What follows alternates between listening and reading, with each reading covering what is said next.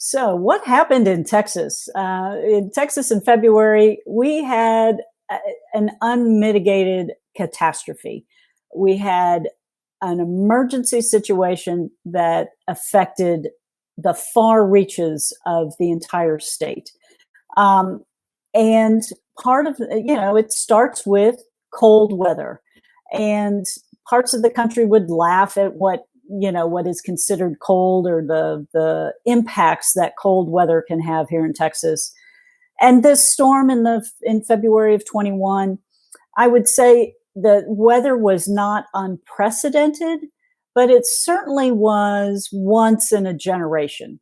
I think the most recent similar weather occurred in 1989. And I'm old enough to have been around and had lived through that time.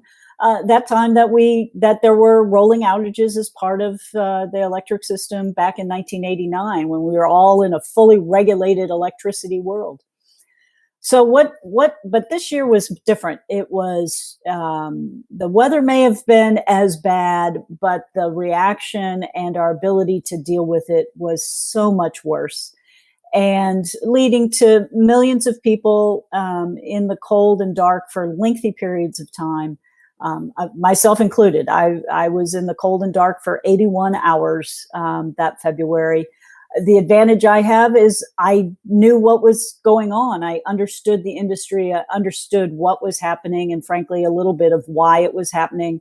I also have the advantage of living in a relatively recently constructed house that is fairly well insulated. And so my house stayed kind of in the 50-degree range. I think I get enough sunshine on my house too, that helped keep it above freezing during those times. But it got cold. And when the sun goes down, it got dark. And many, many other people in the state of Texas were not as fortunate as I. And unfortunately, the catastrophe led to a tremendous loss of life, which has to be at the forefront of all of us as in the industry, as we're trying to figure out what steps have to be taken and how to prevent anything like this from happening again. So what were what happened? What happened was we had tremendous cold and inability for many of our electric generators to operate through that very cold weather. About half of that generation that could not operate was because it couldn't get fuel. It couldn't get natural gas fuel, which fuels a lot of our generation capacity. It was also a very low wind output time, so we weren't having the input from wind and solar. Certainly, no solar when the sun goes down. We weren't having the input from renewable resources, but all types of electric generators were affected. I mentioned the natural gas units, wind, solar.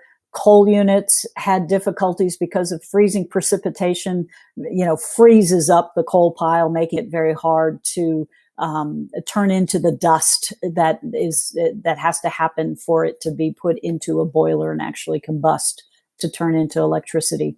Even one of our nuclear units, there are 4 nuclear units here in Texas, and one of those units, a unit that's been around for 30 plus years, has all of the invested safety equipment, everything. Even one of those units failed during this time, and so that's the mechanics. And because there was so much inability of generation, so many generators that were unable to produce electricity, married with a very high demand for electricity by those consumers that were still on, those customers that were still online.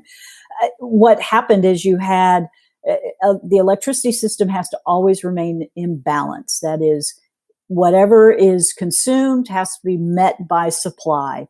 And what was happening in February was the supply was inefficient or insufficient. The supply was insufficient, and we had to reduce demand to match that up. That's why many, many customers, millions of customers, were forced off. Generally, the plan is that situation is generally what we in the industry would refer to as a rolling outage. The idea is that you curtail a certain set of customers for a period of time, maybe an hour at a time, and then you would put them back in service and curtail another set of customers. Unfortunately, because so many customers had to be shut off, there wasn't anywhere else to go. There was no rotation.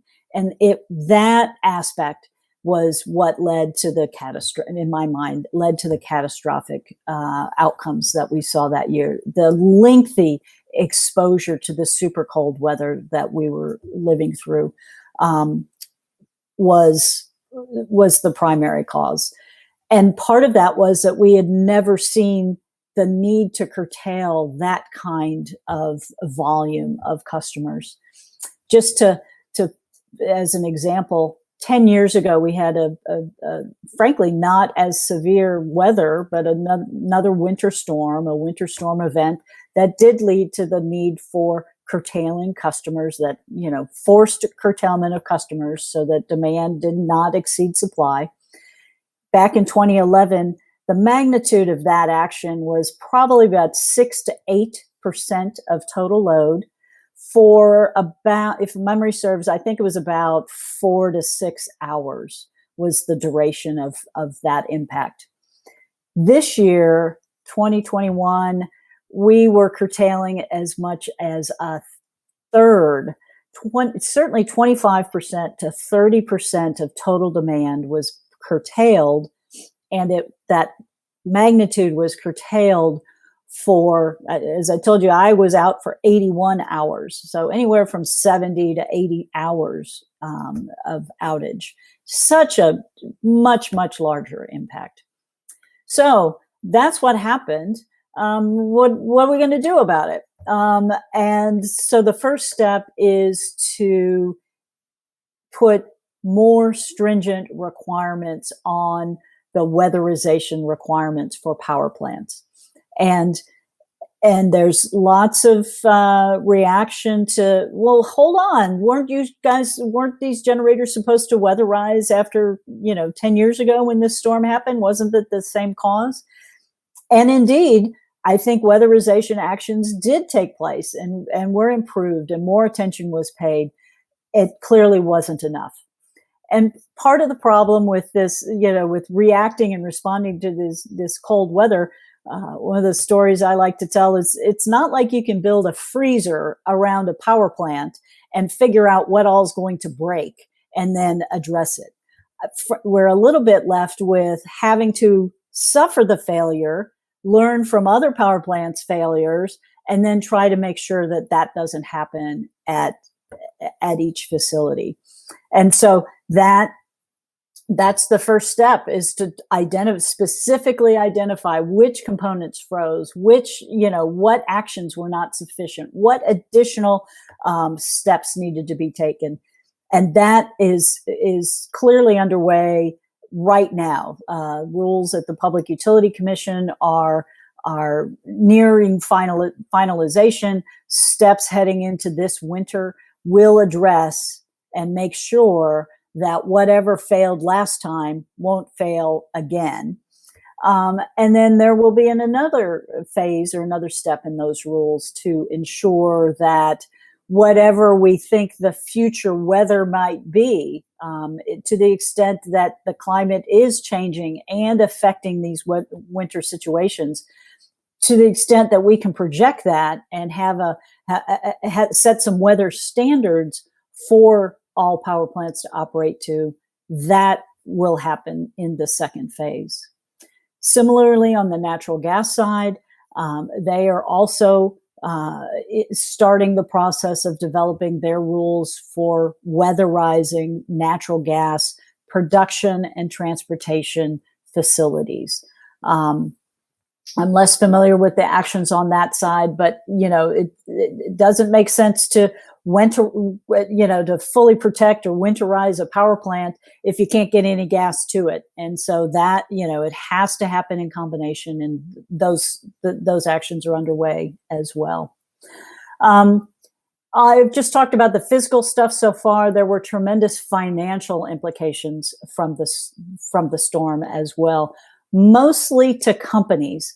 A few customers may have had some immediate financial impacts based on the type of electricity contract they had, but I think most of the individual customer impacts have been addressed.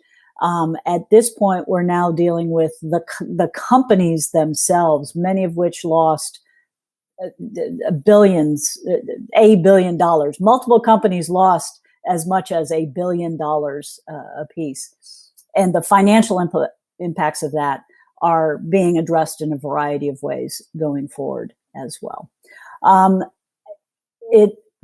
Another piece that contributed to the Texas situation is certainly the limits of our interconnections with other regions of the country.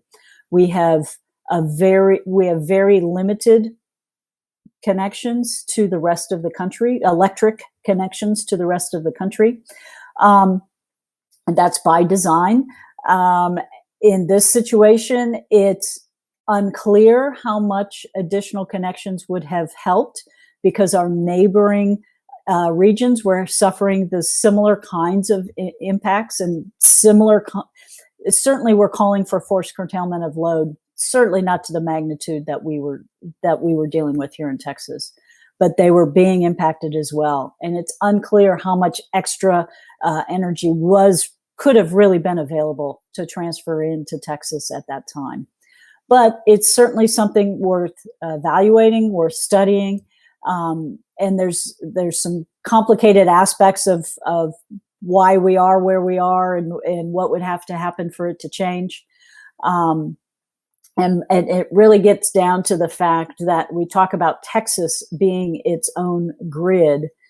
And what that means is that we are not synchronously connected to the rest of the country. So if you think about, a power plant may be located in Maine and a customer drawing electricity in Florida, those two things are connected synchronously. Electricity works on a 60 cycles basis. It oscillates on a very set pattern, and everything is moving in that same pattern. We call that a synchronous operation. And the entire eastern part of the country is every load, every generator is operating in that same pattern. Texas is separate from that, and that's why we call it asynchronous or not synchronously connected. And so what that means is that there are sort of stops, there are barriers between us and the rest of the country. There are ways to get over those barriers. Some of that is more complicated transmission, high voltage direct current transmission.